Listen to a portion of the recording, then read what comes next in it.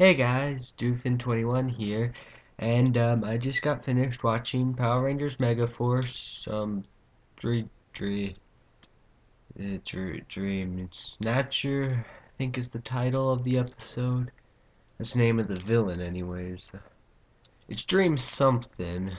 The title will be up there, I'll have the right one then.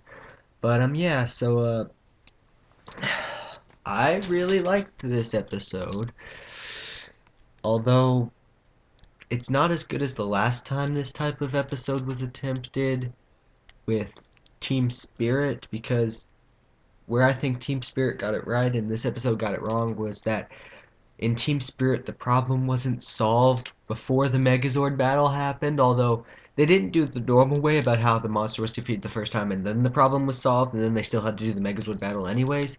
Instead, the problem was solved, then they defeated him the first time, then they had the Megazord battle, so which is a little different than normal, but I still like the way Team Spirit had the threat still going on during the Megazord battle.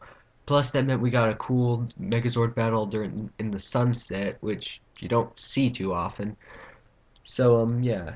Anyways, the episode begins with the Rangers preparing for a meteor shower that later that night, and Emma talks about how she has a whole bunch of dreams and all this stuff, and Jake and Noah teases Jake about about his crush on Gia, and then they get in a race to decide who has to pay for their drinks at Ernie's, and yeah, then the monsters talk about they have this new weapon, the Aurora box, which comes out of nowhere. The Rangers ask about it when they first learn about it. At first, I thought I missed an episode, and then I was worried. But no, the Aurora box just comes out of nowhere. And okay, which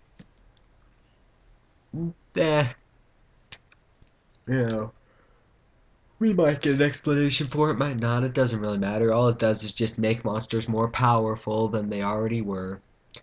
And so yeah.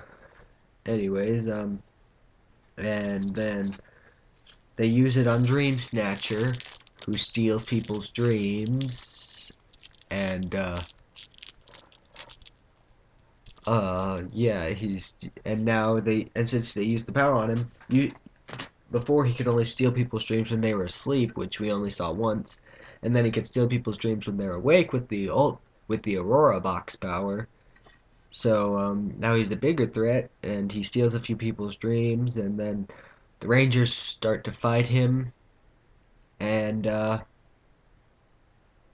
then Robo Knight comes in and saves them, and they give a whole speech about dreams, and Emma talks about how she has a lot of dreams, and then Dream Snatcher steals Emma's dreams, and she goes into a dream world where dreams are taken from them, and she sees a lot of people, and yeah, that I think my favorite character in this episode was the guitar playing guy. And I want the song they used at the end of the episode. I want that to be an actual song, because they did it with that one song in He Ain't Heavy Metal, He's My Brother. But then again, that was a Rangers singing it. This is just a random side character singing it. But I want that song. I want that song because it sounds like it'd be a cool song. And if they're gonna make that song into a single like they did with the other one, I'll be okay with that because I like this song a lot better than the He Ain't Heavy Metal, He's My Brother song. Uh, anyways, yeah. So then they have to fight the monster. Emma gets everybody. Emma has to deal with them not having dreams, and Emma herself doesn't really feel that powerful then, but then she starts thinking about her hopes and her dreams and all that different stuff, and she gets everybody else, and then they all just like and then they all like power through and think about their dreams, and then they all escape from the monster's clutches, And then Emma and Robo Knight take down the monster. Then they get in the Megazord battle and they fight the monster. And then there's the meteor shower at the end. But first, like Jake, between them defeating the monster and the meteor shower, Jake asks Robo Knight if he wants to watch the meteor shower with them, and he says no. And then the Rangers go and watch the meteor shower, and uh, they set up the camera to take pictures. Emma does, and then they all make a wish for Robo Knight since he's not there. And Gia holds Jake's hand, which, well, they were really all holding hands, but Jake was on the end, and then it was like Jake, Gia, Noah, Emma, Troy. So yeah, and then they all grab hands, and then yeah, and then it's revealed that Robo Knight is watching the meteor shower from just a little bit above where the Rangers are. And wow, that took 6 minutes. Huh. Yeah, because really it's just a lot of the same stuff, but it didn't really bother me this episode because um I don't know why. I just like this episode. Huh. Well, it's not a comedy episode. I should have been able to go more in depth into this, but there's nothing really that stands out, but there's nothing that makes it bad, and I like it. The song's the best. I think the song was my favorite part of the episode. And still have no idea who Emma's going with. It's probably gonna be Troy because the rain. Because I guess they figure like Troy has to end up with someone, and Noah's the nerd, so he doesn't get to end up with anyone. Sort of probably the reason why Kevin and Mia didn't end up together at the end of Samurai, because Kevin was the nerd of the group. So yeah, or who knows, Emma may end up with no one. I don't know. Anyways,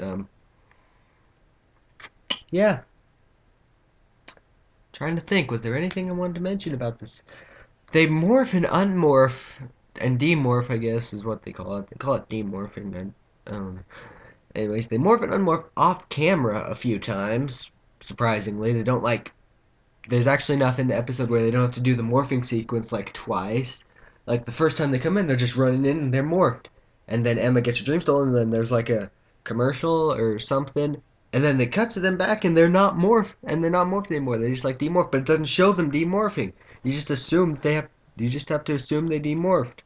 Because otherwise but and I like that because we don't need to see every time they morph and demorph because we can assume what happens if we saw them in the ranger suits last time and then we see them in the human suits, we can assume they demorphed. So yeah, I like that. And this episode has a surprising amount of not in suits, of where they're not in the suits, which is the stuff that I like because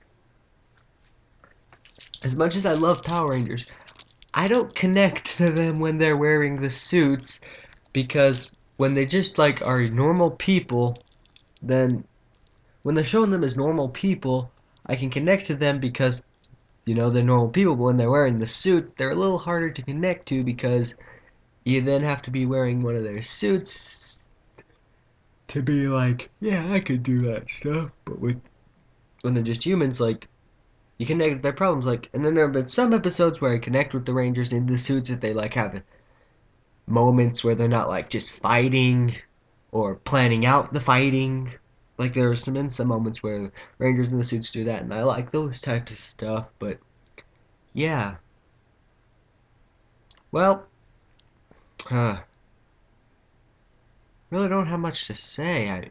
I like the episode, and I I do like the episode.